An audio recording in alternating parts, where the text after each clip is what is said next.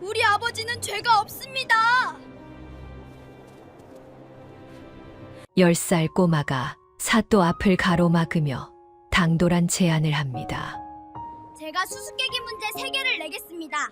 제가 이기면 우리 아버지를 풀어주세요. 자칫하면 언니와 자신까지 평생 종으로 살아야 하는 목숨을 건 도바. 하지만 아이의 입에서 나온 명쾌한 대답들이 탐관오리의 코를 납작하게 만듭니다. 과연 어른들을 벌벌 떨게 한 꼬마의 놀라운 지혜는 무엇이었을까요? 구름야담의 이야기가 계속될 수 있도록 구독과 좋아요로 응원의 마음을 보태주세요. 자, 그럼 오늘도 감동적인 옛날 이야기 지금 바로 시작합니다. 옛날 옛적 강원도 산골 마을에 김진사댁 두 딸이 살고 있었습니다. 큰딸 연희는 18살로 돌아가신 어머니를 닮아 심성이 곱고 얼굴이 고왔지요. 연희는 따뜻한 방 안에 단정히 앉아 바늘 끝으로 버선을 한 땀 한 땀 깁고 있었습니다. 하지만 막내딸 분이는 달랐습니다. 겨우 10살인 분이는 마당 한 구석에 쭈그리고 앉아 깨진 김장독 조각들과 씨름하고 있었지요. 분이야, 너는 언니 좀 본받거라. 여자가 조신한 맛이 있어야지. 커서 대장간에 시집갈 작정이냐? 김진사가 혀를 차며 말했습니다. 하지만 분이는 얼어서 빨갛게 된 코를 훌쩍이면서도 씩 웃었지요. 아버지, 이 독을 보세요. 제가 고쳐서 이제 10년은 더 씁니다. 안 되는 게 어디 있어요? 다시 사려면 다 돈이에요. 분이는 불에 녹인 송진을 접착제 삼아 독 조각들을 이어 붙이고 지프로 꽁꽁 묶었습니다. 며칠 뒤 날이 잠깐 풀리면서 쌓였던 눈이 녹기 시작했습니다. 그러자 다 쓰러져가는 낡은 기와 지붕 사이로 물이 똑똑 떨어지기 시작했지요. 아니, 이게 무슨 일이냐? 지붕에서 물이 새는구나. 김진사가 허둥지둥하는 사이 어느새 분이가 마당 안쪽에 세워둔 사다리를 타고 지붕 위로 올라가고 있었습니다. 어허, 당장 내려와. 네가 다람쥐냐? 떨어지면 어쩌려고 그러느냐? 김진사가 소리쳤지만 분이는 이미 지붕 위에서 기와를 이리저리 맞추고 있었지요. 김진사는 가슴을 쓸어내리며 발을 동동 굴렀습니다. 그때였습니다. 언니 연희가 아버지를 말리는 대신 묵묵히 마당에 쌓아둔 집단과 멍석을 끌어왔지요. 그러고는 분이가 있는 처마 밑에 두툼하게 깔았습니다. 조심해, 분이야. 언니가 밑에 푹신하게 깔아뒀으니까 걱정 말고 천천히 해. 연희의 목소리에 분이가 지붕 위에서 환하게 웃었습니다. 언니 고마워. 한참 뒤 지붕에서 내려온 분이는 온통 흙투성이가 되어 있었습니다. 연희는 치마폭으로 동생의 얼굴을 정성스럽게 닦아주었지요. 분이가 연희의 손을 꼭 잡았습니다. 언니가 있어서 난 아무것도 무섭지 않아. 연희는 분이의 머리를 쓰다듬으며 부드럽게 웃었습니다. 그러던 어느 날, 날이 다시 추워지면서 온 마을 길이 꽁꽁 얼어붙었습니다. 아침 일찍 물을 길러 나갔던 김진사가 꽝 하는 소리와 함께 엉덩방아를 찍고 집으로 돌아왔지요. 바지에 온통 눈이 묻어 있었습니다. 아이고 허리야, 이 빙판길이 어찌나 미끄러운지. 아버지는 조심 좀 하시지. 분이는 마당에 나가 얼음판이 된 길을 내려다보았습니다. 그리고 곰곰이 생각에 잠겼지요. 길이 미끄러우니까 자꾸 넘어지는 거야. 그럼 미끄러지지 않게 만들면 되잖아. 분이는 부엌 구석으로 달려갔습니다. 그곳에는 깨져서 버려둔 무쇠솥 조각이 있었지요. 분이는 망치로 솥 조각을 날카롭게 깨뜨렸습니다. 딱딱 땡그랑 쇠 조각들이 사방으로 튀었지요. 분이는 헌 집신 한 짝을 가져와 바닥에 쇠 조각을 촘촘히 박기 시작했습니다. 그리고 칠줄로 단단히 동여맸지요. 이러면 얼음을 꽉 물어서 절대 안 미끄러지겠지. 분이의 첫 번째 발명품 무쇠 집신이 탄생하는 순간이었습니다. 이튿날 아침 분이는 아버지께 무쇠 집신을 내밀었습니다.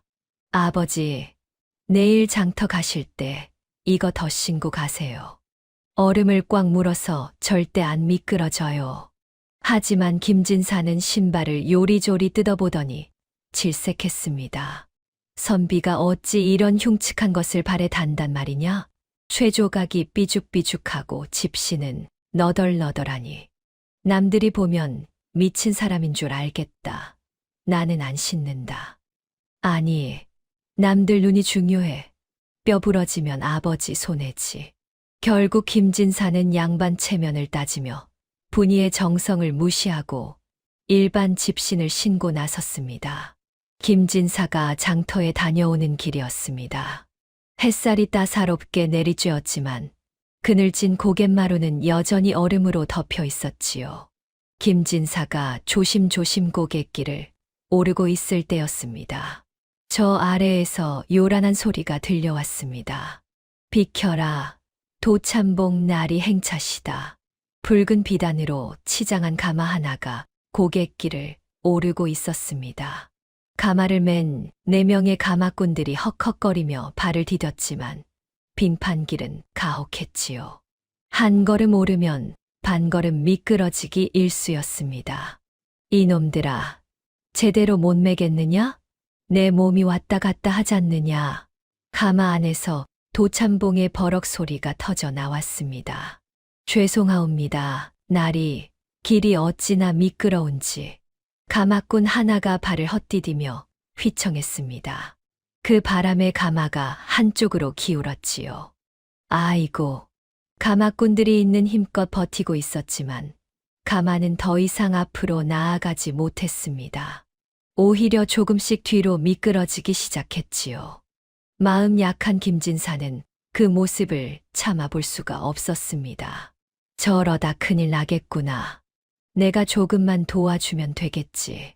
김진사는 황급히 뒤로 돌아가 가마 뒤편을 짚었습니다. 제가 뒤에서 밀어드리겠습니다. 영차. 그 순간이었습니다. 김진사의 발이 빙판에 미끄러졌지요. 휘청하는 김진사의 몸이 가마꾼과 부딪혔습니다. 균형을 잃은 가마꾼이 비틀거렸고 가마는 크게 기우뚱했습니다. 이놈들, 무슨 짓이냐? 도참봉의 비명소리가 들리는가 싶더니 가마가 옆으로 뒤집히며 도참봉이 눈밭에 그대로 처박혔습니다. 퍽! 눈이 사방으로 튀었고 도참봉은 얼굴에 온통 눈을 뒤집어 쓴 채 일어났습니다. 머리에 쓴 갓은 산산조각이 났고 비단 두루마기에는 눈과 흙이 뒤범벅이 되어 있었지요. 니놈은 누구냐? 도참봉이 부들부들 떨며 김진사를 노려보았습니다. 김진사는 황급히 허리를 굽혔습니다. 죄송합니다. 소인이 도와드리려다 실수를. 닥쳐라 이놈아. 도참봉은 눈밭에서 일어나 옷을 털어냈습니다. 다행히 다친 곳은 없었지요. 도참봉은 김진사를 위아래로 훑어보았습니다. 남루한 옷차림에 초라한 행색이 한눈에 들어왔지요. 이놈이 김진사로구나. 글만 읽는다고 소문난 가난뱅이 양반. 마침 잘 됐군. 도참봉의 입꼬리가 살짝 올라갔습니다. 사흘 전 집에서 부인과 말다툼하다 깨뜨린 옥지환이 떠올랐지요. 한양 정승판석계 진상할 물건이었는데 그만 바닥에 떨어뜨려 2 동강을 내고 말았던 것입니다. 그래, 이 기회를 놓칠 수 없이 저놈에게 덮어 씌우면 되겠군. 도참봉은 품속을 더듬더니 갑자기 비명을 질렀습니다. 아, 이게 무슨 일이냐? 도참봉이 손에서 무언가를 꺼내 들었습니다. 2 동강이 난 옷가락지였지요. 푸른 빛이 감도는 아름다운 옥이었으나 가운데가 부러져 있었습니다. 이것을 어찌하란 말이냐? 도참봉이 통곡했습니다. 이것은 한양 정승판서 대감께 진상할 천금 같은 옥이었다. 내 놈 때문에 가마가 뒤집히는 바람에 이 귀한 옥이 깨지고 말았구나. 김진사는 얼굴이 하얗게 질렸습니다. 참봉 어르신, 그것은 소인의 잘못이 아니옵니다. 길이 미끄러워. 잘못이 아니라고. 내가 뒤에서 멀쩡한 가마를 밀지 않았다면 내가 어찌 넘어졌겠느냐. 도참봉의 눈이 번뜩였습니다.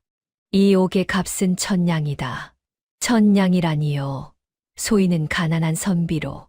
그럼 네 목숨으로 갚아라. 도참봉이 가마꾼들에게 손짓했습니다. 이놈을 당장 관하로 끌고 가라. 김진사는 그대로 포승줄에 묶여 끌려가고 말았습니다.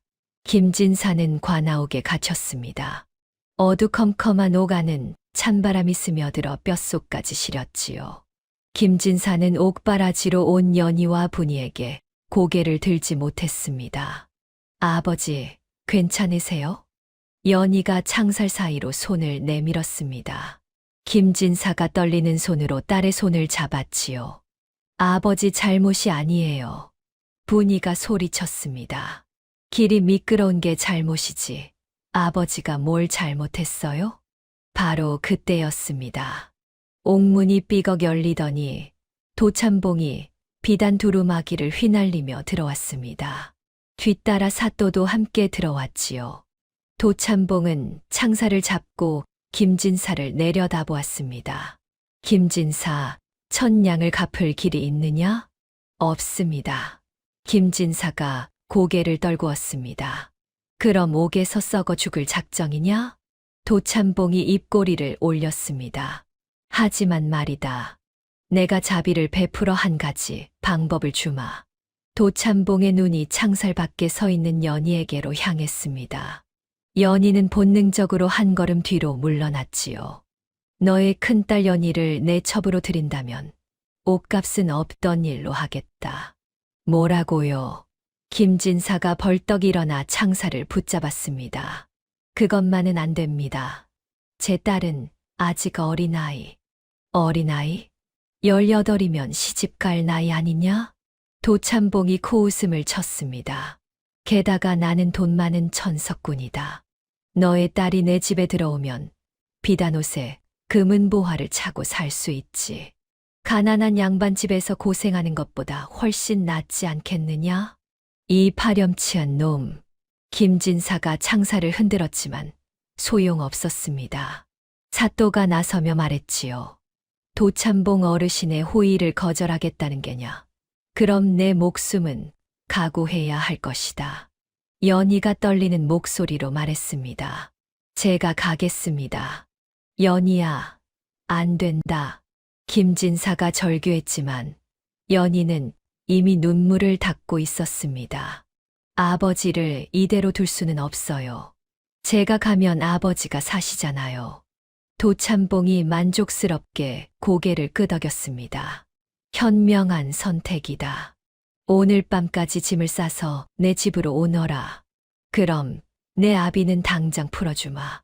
도참봉과 사또가 옥을 나가자 김진사는 그대로 주저앉아 통곡했습니다. 집으로 돌아온 연희는 눈물을 흘리며 짐을 싸기 시작했습니다. 고운 저고리 몇 벌과 어머니의 유품 있는 비녀, 그리고 아버지가 써주신 시 한 편. 연희가 챙길 수 있는 것은 그것뿐이었지요. 분이가 방문을 열고 들어왔습니다. 연희는 황급히 눈물을 닦았지요. 분이야, 괜찮아. 그 순간 분이가 언니의 보따리를 낚아챘습니다. 뭐 하는 거야? 연희가 놀라 일어섰습니다. 하지만 분이는 보따리를 꼭 껴안고 물러서지 않았지요. 언니가 왜 가? 미끄러진 건 길이고 나쁜 건 도참봉인데. 하지만 분이야, 아버지는 내가 구할 거야. 분이의 눈빛이 반짝였습니다. 언니 기억나? 내가 깨진 장독도 고쳤잖아. 지붕도 고쳤고. 이번에도 내가 가서 다 고쳐놓고 올게. 분이야, 이건 독이나 지붕이 아니야. 관하고 사또고. 다 똑같아. 분이가 단호하게 말했습니다. 깨진 건 고치면 되고, 미끄러운 건 징을 박으면 되고, 나쁜 놈은 혼내주면 돼. 분이는 방 구석에 놔뒀던 무쇠 집신을 집어들었습니다. 그리고 허리춤에 단단히 묶었지요. 저번에 아버지는 체면 때문에 이거 안 신으셨잖아. 그래서 미끄러지셨어. 하지만 나는 달라. 나는 이걸 신고 가서 도참봉 코를 납작하게 만들어줄 거야. 연희가 분이의 어깨를 잡았습니다. 분이야, 넌 아직 어린아이야. 그 무서운 도참봉을. 어린아이라서 더 좋아. 어른들은 나 어리다고 무시하잖아. 그럼 더 쉽게 당할 거야. 분이가 씩 웃었습니다. 언니, 나 돌아올 때까지 여기 있어. 아버지랑 같이 돌아올게. 분이는 언니의 대답도 듣지 않고 문을 박차고 나갔습니다. 분이가 관아로 향하는 고갯길에 다다랐을 때 해는 이미 서쪽으로 기울고 있었습니다. 사흘 전보다 날씨는 더욱 추워졌고 고갯길은 완전히 얼음판이 되어 있었지요. 몇몇 사람들이 고갯마루를 오르려 애쓰고 있었지만 한 걸음 오르면 두 걸음 미끄러지기 일쑤였습니다. 아이고, 도저히 못 올라가겠구먼. 하나 낙내가 기어서 올라가다 포기하고 주저앉았습니다. 분이가 그 옆을 지나가려 하자 사람들이 깜짝 놀라 소리쳤습니다. 아이고, 꼬마야, 거기 못 올라가. 어른들도 못 올라가는데 네가 어찌 오르겠느냐. 저 위는 유리판 같아서 기어도 못 올라간단다. 하지만 분이는 씩 웃으며 고갯길 앞에 섰습니다. 그리고 허리춤에서 무쇠 집신을 꺼내 신발 위에 더 신었지요. 쇠조각들이 삐죽삐죽 튀어나온 무쇠 집신을 본 사람들이 수군거렸습니다. 저게 뭐냐? 집신에 쇠를 박았네? 허허, 저런 걸 신고 다니다니. 분이는 사람들의 수군거림 따위는 신경 쓰지 않았습니다. 그리고 한 발을 내디뎠지요. 철그르럭. 날카로운 쇠조각이 얼음을 찍어 누르는 소리가 울려 퍼졌습니다. 분이의 발이 얼음 위에 단단히 박혔습니다. 조금도 미끄러지지 않았지요. 분이는 당당하게 한 걸음씩 고갯길을 올라가기 시작했습니다. 어른들이 헤매던 그 빙판길을 마치 평지를 걷듯이 씩씩하게 올라갔지요. 어떻게 저럴 수가. 꼬마가 유리판 위를 걷는구나. 대체 저 신발이 뭐기에. 사람들이 입을 떡 벌린 채 분이를 바라보았습니다. 고갯마루 한쪽에는 허름한 갓을 쓴 선비 하나가 서 있었습니다. 그 선비도 분이의 모습을 지켜보고 있었지요. 허허, 저것 참. 선비의 눈이 반짝였습니다. 겉은 투박하나 쓸모는 확실하구나. 길이 미끄러우면 징을 박는다. 참으로 기발한 생각이로다. 선비는 분이가 고갯마루를 넘어 관아 쪽으로 사라지는 모습을 끝까지 지켜보았습니다. 그리고 천천히 뒤를 따라 걷기 시작했지요. 분이가 관아에 도착했을 때 해는 이미 지고 있었습니다. 관아 마당에는 구경꾼들이 모여 있었고 관아 안에서는 웃음소리가 흘러나왔지요. 사또나리, 한 잔 더 받으시지요. 허허, 도참봉 어르신의 술상은 언제나 푸지 마시구려. 도참봉이 사또에게 뇌물 대신 술상을 차려 대접하고 있는 참이었습니다. 분이는 관아 안으로 성큼 들어섰습니다. 우리 아버지는 죄가 없습니다. 갑작스러운 외침에 안에 있던 사람들이 모두 깜짝 놀라 돌아보았습니다. 사또와 도참봉이 술상을 앞에 두고 앉아 있었고 사령들이 옆에서 시중을 들고 있었지요. 뭐야 저 꼬마는. 사또가 술잔을 내려놓으며 인상을 찌푸렸습니다. 분이는 꿇어앉지 않고 똑바로 서서 말했습니다. 저는 김진사의 딸 분이입니다. 우리 아버지는 죄가 없습니다. 빙판이 미끄러워 넘어진 게 어찌 죄가 됩니까? 도참봉이 술잔을 탁 소리 나게 내려놓았습니다. 건방진 년, 어디서 감히 어른들 앞에서 고함을 지르느냐. 분이는 물러서지 않았습니다. 아버지는 착한 분이세요. 참봉 어르신 가마가 미끄러지는 걸 보고 도와드리려 했을 뿐인데 어찌 그것이 죄가 됩니까? 닥쳐라. 도참봉이 벌떡 일어났습니다. 너의 아비가 칠칠 맞지 못해 귀한 옥을 깬 것이다. 그 죄가 얼마나 큰지 아느냐? 옥이 깨진 건 길이 미끄러웠기 때문 아닙니까? 분이가 반박했습니다. 만약 길이 미끄럽지 않았다면 아버지도 안 넘어지셨을 거고 참봉 어르신 가마도 안 뒤집어졌을 겁니다.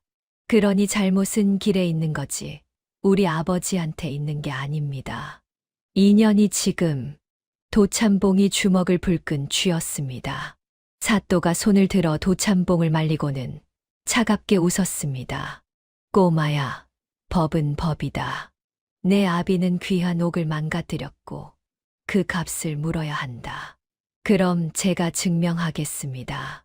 분이가 또렷하게 말했습니다. 우리 아버지가 억울하다는 거요.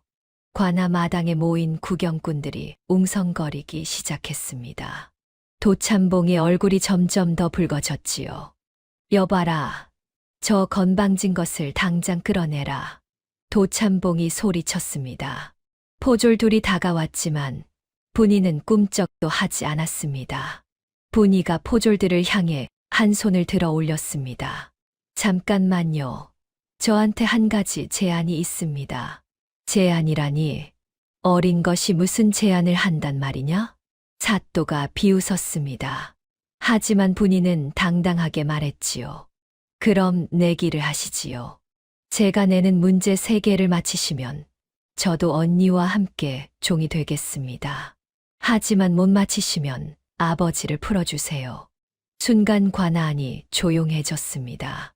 도참봉이 어이없다는 듯 웃음을 터뜨렸지요. 수수께끼라고 어린 것이 미쳤구나. 여봐라, 당장 저 건방진 것을 끌어내라.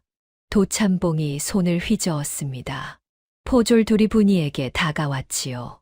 하지만 바로 그 순간 분이가 돌아서서 관아 마당에 모인 구경꾼들을 향해 큰 소리로 외쳤습니다. 다들 보시오. 분이의 외침에 백성들의 시선이 일제히 분이에게로 쏠렸습니다. 천석군 도참봉 어르신과 고을 사또 나리께서 고작 10살짜리 아이의 지혜가 무서워 내 길을 피하신단다. 뭐라고?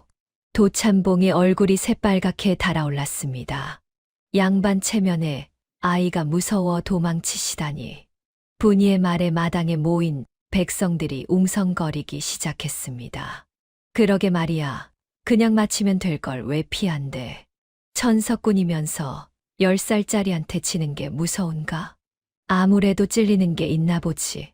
백성들의 수군거림이 점점 커졌습니다. 도참봉의 얼굴은 이제 보랏빛으로 변하고 있었지요. 이것들이 감히. 도참봉이 이를 갈았습니다. 자존심이 여지없이 구겨진 것입니다. 백성들 앞에서 체면이 말이 아니었습니다. 도참봉이 술상을 탁 치며 벌떡 일어났습니다. 멈춰라. 도참봉이 분이를 노려보며 울그락불그락한 얼굴로 소리쳤지요. 감히 내 자존심을 건드려. 좋다. 도참봉이 손가락으로 분이를 가리켰습니다. 내 그깟 수수께끼 다 풀어주고 내 놈들 콧대를 꺾어주마. 어디 한번 내봐라. 그 대단하다는 문제를. 백성들 사이에서 박수 소리가 터져 나왔습니다. 역시 도참봉 어르신. 이제야 양반다우시네. 군중 심리를 이용한 분이의 도발이 정확히 먹혀든 것입니다. 분이는 속으로 씩 웃으며 공손하게 허리를 숙였습니다. 감사합니다. 그럼 첫 번째 문제를 내겠습니다. 관아 안팎이 숨죽이며 분이의 입을 바라보았습니다. 분이가 또렷한 목소리로 첫 번째 문제를 냈습니다. 이것은 그릇에 담으면 얌전하지만 화가 나면 둑을 무너뜨리고 집을 삼킵니다. 무엇입니까? 관아 마당이 조용해졌습니다. 백성들이 고개를 갸웃거리며 생각에 잠겼지요. 도참봉이 턱을 쓰다듬으며 자신만만하게 대답했습니다. 그것은 술이다. 술은 잔에 담으면 얌전하지만 사람이 취하면 난동을 부리지 않느냐. 백성들이 고개를 끄덕였습니다. 그럴듯한 답이었지요. 하지만 분이는 고개를 저었습니다. 아닙니다. 뭐, 아니라고? 도참봉의 얼굴이 굳어졌습니다. 술은 사람을 취하게 만들 뿐 둑을 무너뜨리지는 못합니다. 정답은 물입니다. 분이가 차분하게 말했습니다. 물은 그릇에 담으면 얌전히 있지만 장마가 지면 강물이 불어나 둑을 무너뜨리고 집을 휩쓸어 가지 않습니까? 백성들이 아 하고 무릎을 쳤습니다. 분이의 눈빛이 날카로워졌습니다. 그런데 참봉 어르신, 이 물과 똑같은 게 또 하나 있습니다. 뭐가 또 있다는 거냐? 도참봉이 불안한 표정을 지었습니다. 분이가 관아 마당에 모인 백성들을 가리켰습니다. 바로 백성의 마음입니다. 평소에는 얌전히 살지만 억울한 일이 쌓이고 쌓이면 성난 물처럼 무섭게 변하는 법이지요. 순간 관아 안이 쥐죽은 듯 조용해졌습니다. 백성들의 눈빛이 달라지기 시작했지요. 맞아, 우리도 물과 같지. 참고 참다가 넘치면 큰일 나는 법이지. 사람들이 작은 목소리로 수군거렸습니다. 사또와 도참봉의 얼굴이 창백해졌습니다. 10살짜리 꼬마의 입에서 나온 말이라고는 믿기지 않을 정도로 날카로운 지적이었습니다. 분이가 공손하게 허리를 숙였습니다. 첫 번째 문제, 제가 이긴 것 같습니다. 도참봉이 술잔을 들이키며 이를 갈았습니다. 좋다. 첫 번째는 네가 이겼다. 하지만 아직 두 문제가 남았다. 다음 문제를 내봐라. 분이가 고개를 끄덕이고 두 번째 문제를 냈습니다. 이것은 눈이 없어도 무겁고 가벼운 것을 귀신같이 알아봅니다. 무엇입니까? 도참봉이 턱을 쓰다듬으며 중얼거렸습니다. 눈이 없는데 무게를 안다고? 사또가 손뼉을 치며 말했습니다. 점쟁이다. 점쟁이는 눈이 먼 사람도 많은데 귀신같이 무거운 일 가벼운 일을 알아맞히지 않느냐. 맞아. 나도 그렇게 생각했소. 하지만 분이는 고개를 저었습니다. 도참봉이 다시 생각하더니 말했습니다. 그럼 지게다. 지게는 눈도 입도 없지만 무거운 짐을 지고 다니지 않느냐. 아니면 짐꾼. 짐꾼은 물건을 보기만 해도 무게를 안단 말이야. 사또와 도참봉이 엉뚱한 답을 내놓으며 헤맸습니다. 백성들 사이에서 웃음소리가 새어나왔지요. 한참을 헤매던 도참봉이 손을 내저었습니다. 아, 모르겠다. 대체 뭐란 말이냐? 분이가 차갑게 웃었습니다. 정답은 저울입니다. 저울. 사람들이 아 하고 무릎을 쳤습니다. 맞습니다. 저울은 눈이 없지만 물건을 올려놓으면 공평하게 무게를 재지요. 백성들이 고개를 끄덕였습니다. 하지만 분이는 거기서 멈추지 않았습니다. 헌데 말입니다. 요즘 관아의 저울은 고장이 났나 봅니다. 분이가 사또를 똑바로 쳐다보며 말했습니다. 저울은 공평해야 하는데 관아의 저울은 한쪽으로만 기울어 버립니다. 입에 돈만 물려주면 말입니다. 관아 마당이 술렁였습니다. 무거운 죄도 가볍다 하고 가벼운 죄도 무겁다 하며 저울이 한쪽으로 확 기울어 버리지요. 맞아. 돈 있는 놈들은 큰 죄를 지어도 빠져나가더라. 백성들의 불만이 터져 나왔습니다. 분이가 계속 말했습니다. 우리 아버지는 사람을 도우려다 억울한 누명을 쓰셨습니다. 잘못이 아닙니다. 하지만 관아의 저울은 천냥이라는 무게를 재며 아버지를 옥에 가두었지요. 도참봉의 얼굴이 벌겋게 달아올랐습니다. 2년이 감히. 사또도 얼굴이 새빨개져서 헛기침만 했습니다. 분이가 공손하게 허리를 숙였습니다. 두 번째 문제도 제가 이긴 것 같습니다. 백성들이 박수를 치며 환호했습니다. 10살 아이가 관아의 부정을 정면으로 꼬집은 것입니다. 약이 바짝 오른 사또가 말했습니다. 잠깐, 마지막 문제를 받기 전에 내 궁금한 게 있다. 사또가 분이를 노려보았습니다. 너는 입만 살았구나. 그런데 이 험한 빙판길을 어린 네가 대체 어찌 올라왔느냐? 어른들도 기어서 오는 고갯길인데. 사또가 화제를 돌리려는 속셈이 뻔했습니다. 분이가 씩 웃으며 발을 들어 올렸습니다. 신발 위에 덧씨는 무쇠 집신이 드러났지요. 쇠조각들이 삐죽삐죽 박힌 모습이 촛불에 반짝였습니다. 이것으로 올라왔습니다. 순간 관아안이 술렁거렸습니다. 사또와 도참봉이 눈을 찌푸리며 다가와 무쇠 집신을 보았습니다. 저게 뭐냐? 집신에 쇠조각을 박았다고? 도참봉이 코웃음을 쳤습니다. 저런 흉물스러운 것을 발에 달고 다니다니. 꼬리말이 아니구나. 하지만 분이는 당당하게 대답했습니다. 참봉 어르신께서 신으신 저 비단신을 보십시오. 겉모습은 번지르르하고 아름답습니다. 하지만 빙판에서는 무용지물이지요.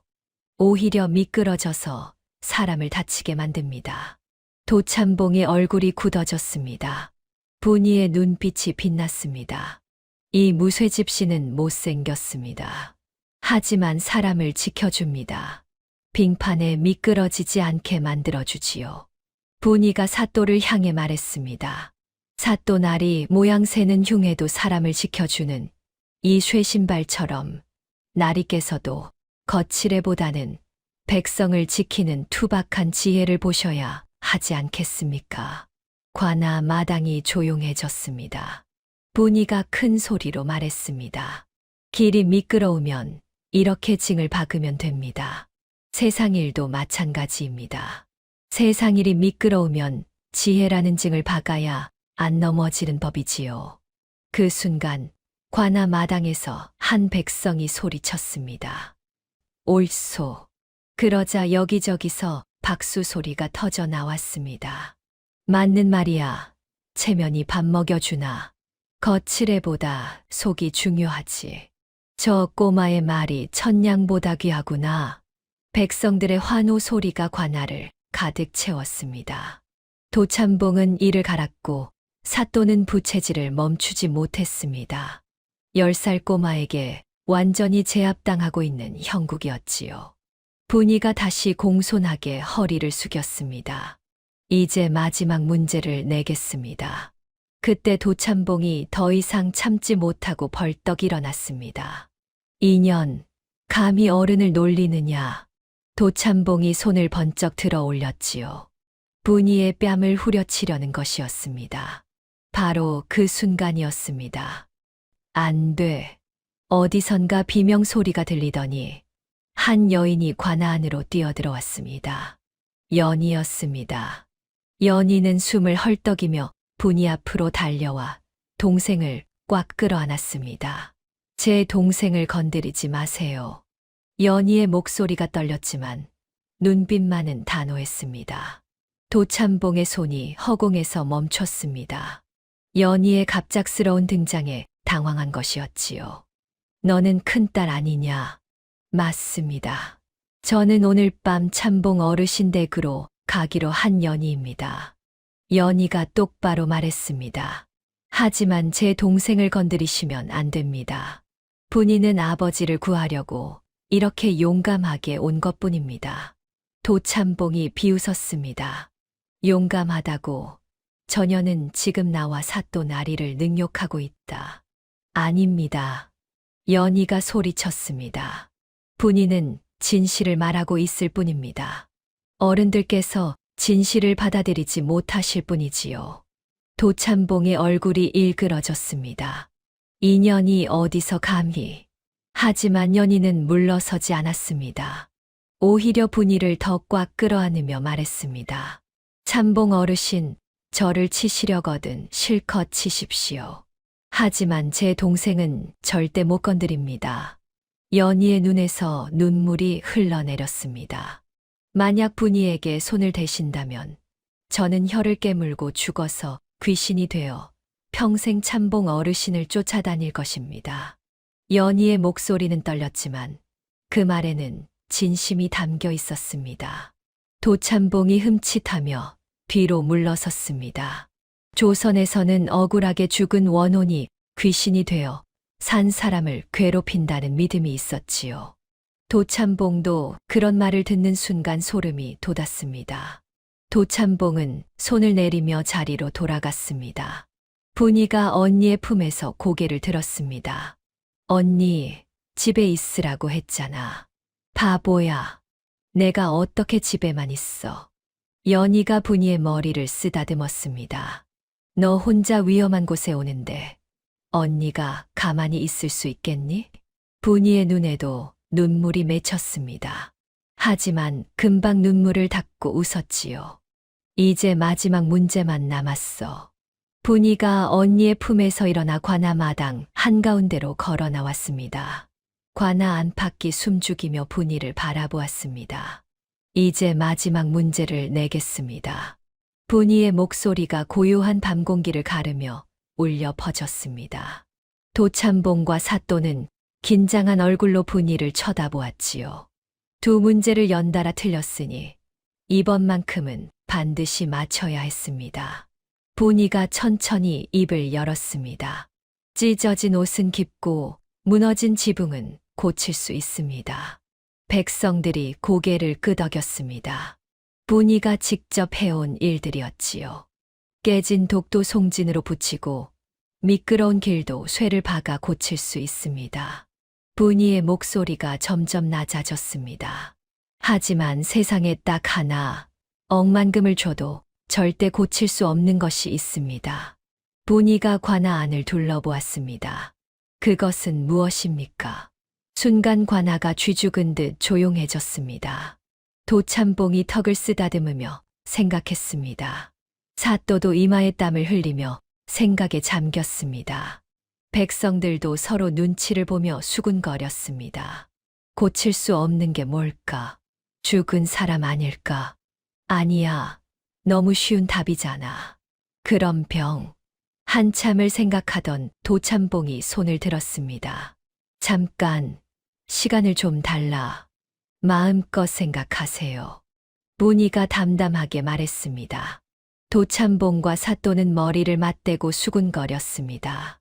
하지만 아무리 생각해도 명쾌한 답이 떠오르지 않았지요. 저 멀리 관아 담장에 기대 서 있던 허름한 선비가 그 모습을 지켜보며 작게 미소 지었습니다. 참으로 기특한 아이로다. 저 어린 나이에 세상의 이치를 꿰뚫고 있구나. 시간이 흘렀습니다. 분이는 조급해하지 않고 차분히 서 있었습니다.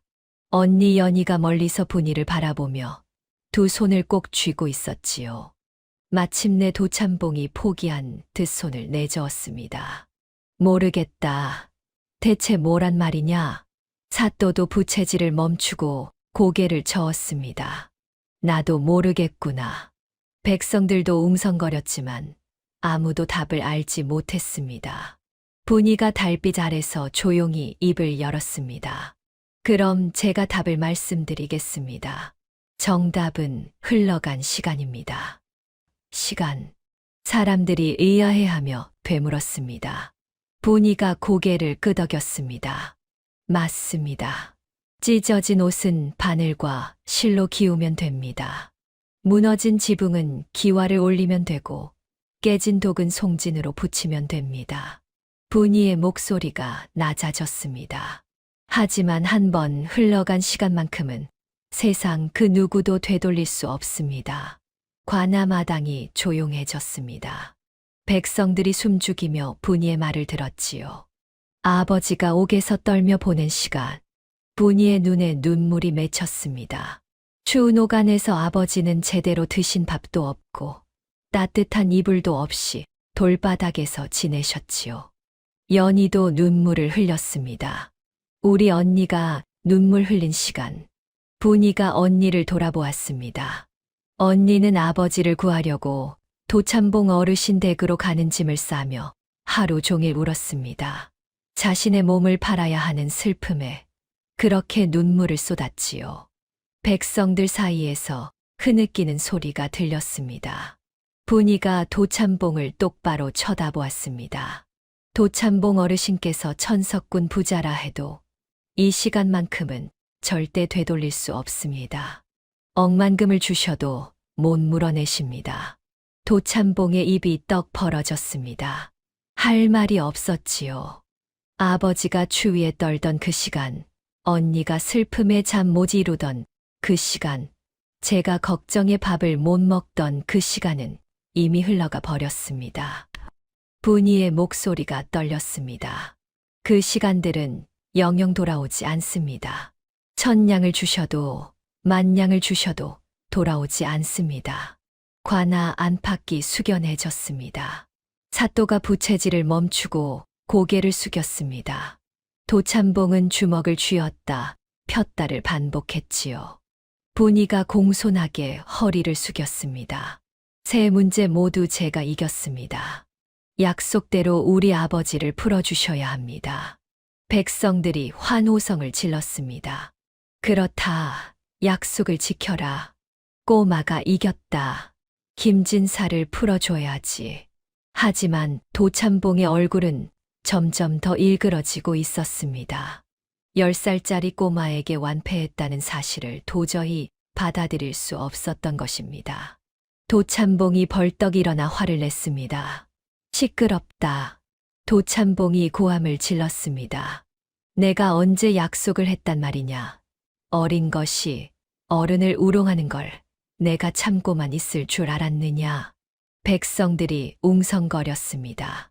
무슨 소리야? 분명히 약속했잖아. 세 문제를 못 맞히면 김진사를 풀어주겠다고 했는데.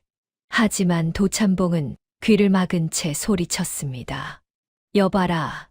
저 건방진 것들을 당장 하옥하라. 김진사와 함께 옥에 가두어라.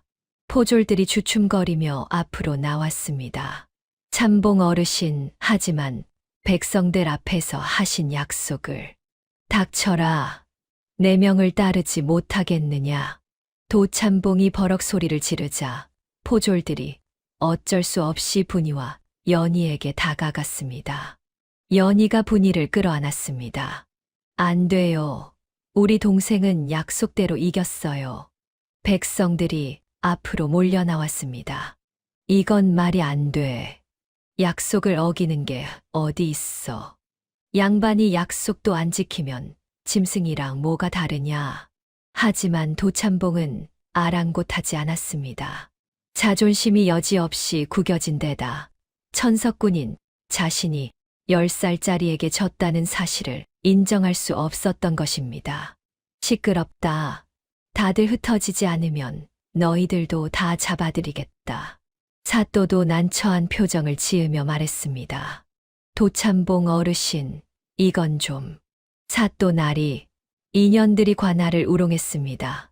이대로 넘어갈 수 없지 않습니까? 도참봉이 사또를 노려보았습니다. 사또는 도참봉에게 뇌물을 받은 처지라 함부로 반박할 수 없었지요.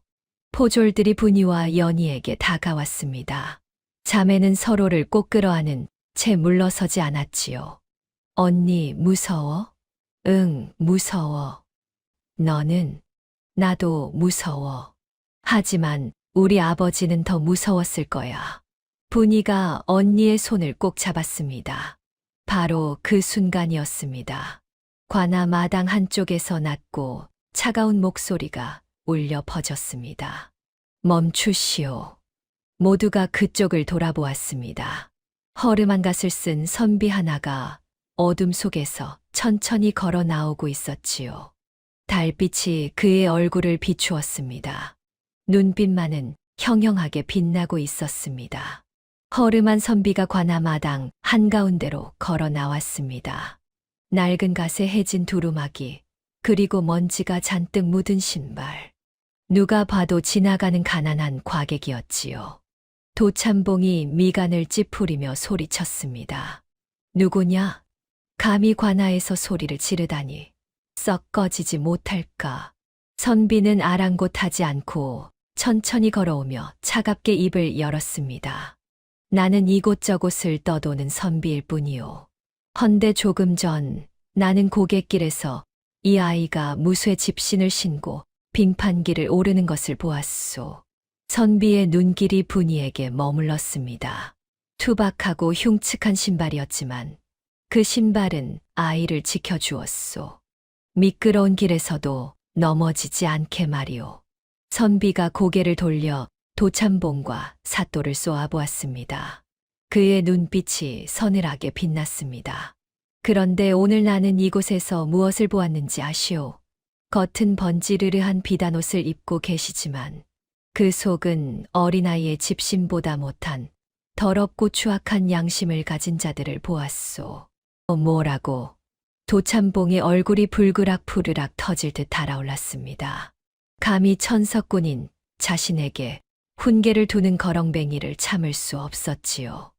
내 놈이 죽고 싶어 환장을 했구나. 여봐라, 저 미친 선비놈을 당장 멍석말이 하여라. 아니, 몽둥이로 쳐서 내쫓아라. 도참봉의 호통에 포졸들이 몽둥이를 치켜들고 선비에게 달려들었습니다. 포졸의 몽둥이가 선비의 머리 위로 떨어지려는 절체절명의 순간이었습니다. 멈춰라. 선비의 우렁찬 호통 소리가 관아를 뒤흔들었습니다. 동시에 그의 품속에서 무언가가 번쩍하고 빛났습니다. 달빛을 받아 찬란하게 빛나는 그것은 바로 5마리의 말이 새겨진 마패였습니다. 암행어사 출두요. 선비의 외침과 함께 닫혀있던 관아의 대문이 활짝 열렸습니다. 수십 명의 역졸들이 횃불을 들고 관아 안으로 물밀듯이 들이닥쳤습니다. 순식간에 관아 안은 아수라장이 되었습니다. 몽둥이를 들고 있던 포졸들은 혼비백산하여 바닥에 나뒹굴었고 구경하던 백성들은 놀라서 입을 다물지 못했지요. 암행어사, 의자에서 벌떡 일어나려던 사또는 다리에 힘이 풀려 그 자리에 주저앉고 말았습니다. 도참봉은 얼굴이 하얗게 질려 뒷걸음질을 쳤습니다. 암행어사가 마패를 높이 쳐들며 호령했습니다. 나는 전라도 암행어사 이덕형이다. 임금님의 명을 받들어 이 고을에 썩은 부정을 도려내러 왔노라. 사또가 납작 엎드려 머리를 조아렸습니다. 아이고, 어사대감, 죽을 죄를 지었습니다. 거만하던 도참봉도 부들부들 떨며 무릎을 꿇었습니다. 암행어사가 그들을 내려다보며 서리빨처럼 꾸짖었습니다. 백성의 억울함을 풀어주어야 할 사또가 뇌물을 받고 돈으로 벼슬을 산 자가 힘없는 백성을 겁박하다니. 내 놈들의 죄는 하늘이 알고 땅이 알거늘 감히 누구를 내쫓으려 했느냐. 관아 마당을 가득 채운 역졸들의 위세에 눌려 도참봉은 감히 고개조차 들지 못했습니다. 암행어사가 도참봉을 향해 손을 내밀었습니다. 도참봉, 그대가 깨졌다고 주장하는 옥지환을 이리 내놓으시오. 도참봉이 머뭇거렸지만 암행어사의 날카로운 눈빛 앞에서는 어쩔 수 없었습니다. 도참봉이 품속에서 두 동강난 옥지환을 꺼내 내밀었지요. 암행어사가 옥지환을 받아들고 촛불 가까이 가져갔습니다. 그리고 천천히 깨진 단면을 살펴보았지요. 암행어사가 무언가를 발견한 듯 눈을 가늘게 떴습니다. 그리고 옥지환을 높이 들어 관아 마당의 백성들에게 보여주었습니다. 다들 이 단면을 자세히 보아라. 백성들이 목을 쭉 빼고 옥지환을 바라보았습니다. 암행어사가 큰 소리로 말했습니다. 금방 깨진 옥이라면 속살이 하얗고 날카로워야 하거늘 이것은 어떠냐? 백성들이 웅성거리며 말했습니다. 거뭇거뭇하니 때가 낀 것 같은데요. 모서리도 달아서 반질반질하구먼요. 금방 깨진 게 아닌 것 같아요. 한 아낙네가 앞으로 나와 옥지환을 자세히 들여다보았습니다. 저것은 깨진 지 오래됐습니다. 깨진 틈 사이사이에 때가 꼈어요. 그릇이나 옥이나 깨지면 저렇게 되는 법이지요. 다른 아낙네도 거들었습니다. 맞아요. 금방 깨진 거라면 하얗고 깨끗한데 저건 손때가 묻고 때가 낀 게 보이잖아요. 암행어사가 고개를 끄덕이며 말했습니다. 그렇다. 깨진 틈새에 시커먼 손때가 끼고 모서리가 뭉툭한 것은 깨진 지 보름은 좋게 넘었다는 증거다. 관아 마당이 술렁거렸습니다. 암행어사가 도참봉을 향해 옥지환을 들어 보였습니다. 도참봉, 그대는 가마가 넘어질 때 이 옥이 깨졌다고 주장했소. 하지만 이 옥은 이미 그 전에 깨져 있었소. 아닙니다. 그것은 도참봉이 식은땀을 흘리며 변명하려 했지만 증거는 명백했습니다. 암행어사가 계속 말했습니다. 그대는 이미 깨진 옥을 품고 다니다가 마침 김진사가 그대를 도우려다 실수한 것을 기회 삼아 덮어 씌우려 했소. 제발 제 말을 들어보십시오. 도참봉이 애원했지만 소용없었습니다. 죄 없는 백성에게 누명을 씌우고 그의 딸을 첩으로 삼으려 협박했으니 그 죄가 참으로 무겁도다. 백성들이 일제히 소리쳤습니다. 맞아, 우리가 속을 뻔했어. 저런 파렴치한 놈. 사또도 뇌물 받고 도참봉 편을 들었잖아. 사또가 땅에 엎드려 이 말을 조아렸습니다.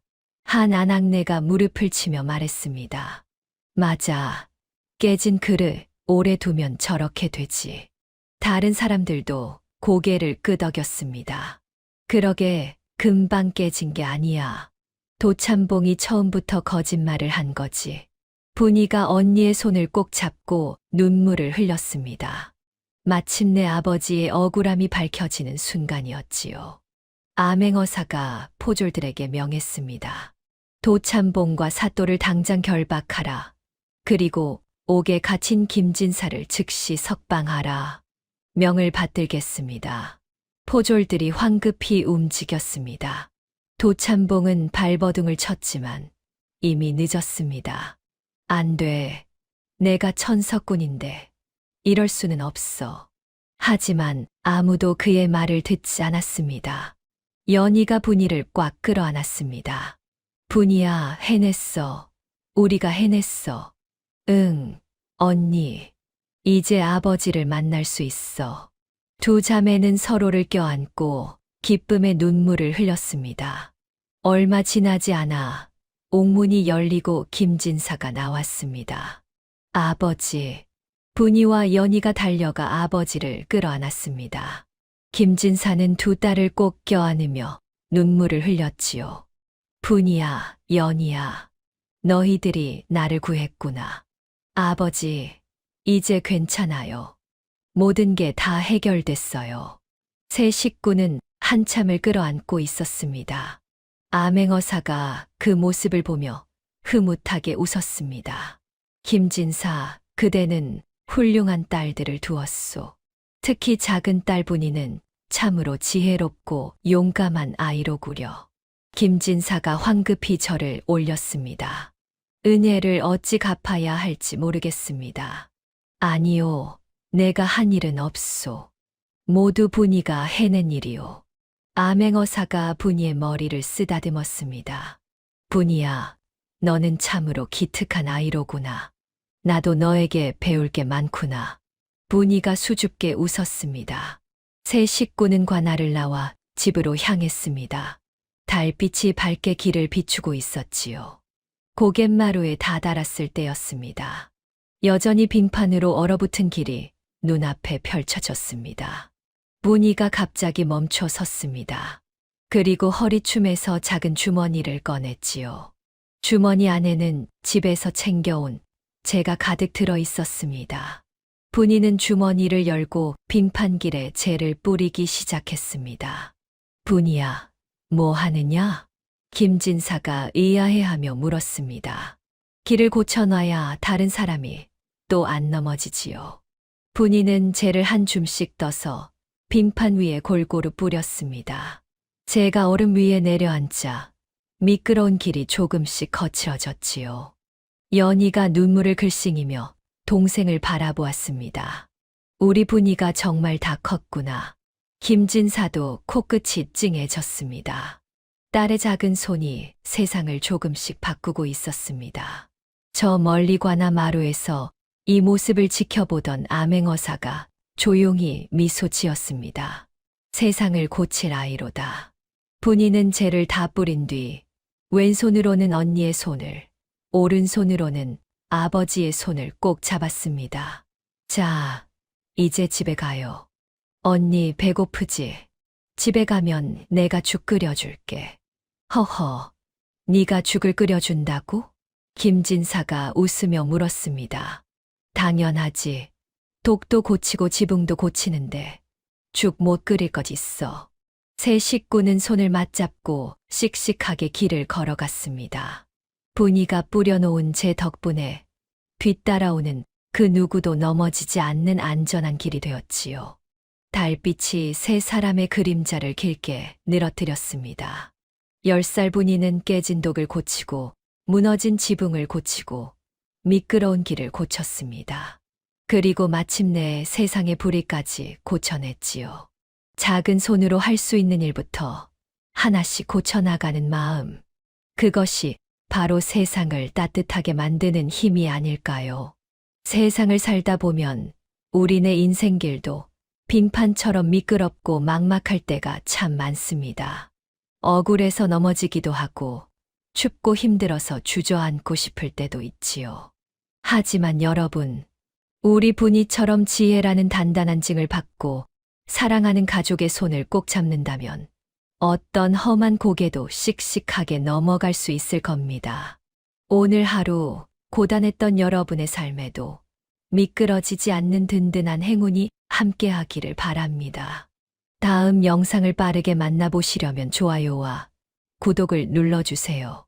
지금 화면에 나오는 구름야담의 더 재미있는 영상들도 함께 해주세요. 그럼 모두 행복한 하루 보내세요. 감사합니다.